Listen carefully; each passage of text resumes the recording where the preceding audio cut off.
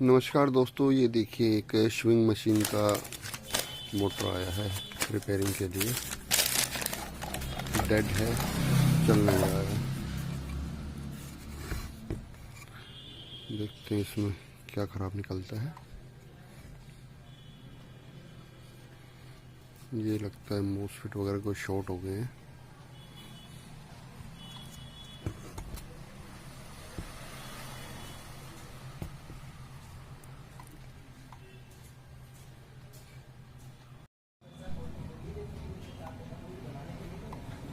जी दोस्तों, देखिए ये रिपेयर हो गया है।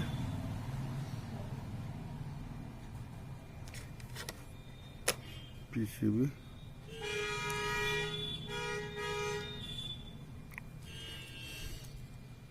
इसके मोसफेट शॉर्ट निकले हैं। मैंने चेंज कर दिए हैं अब।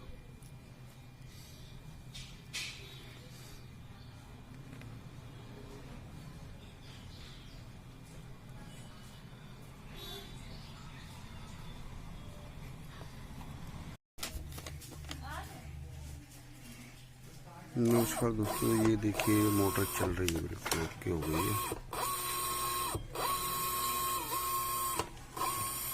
ये इसका स्पीड का एडजस्टमेंट है, चल नहीं पा रहा है।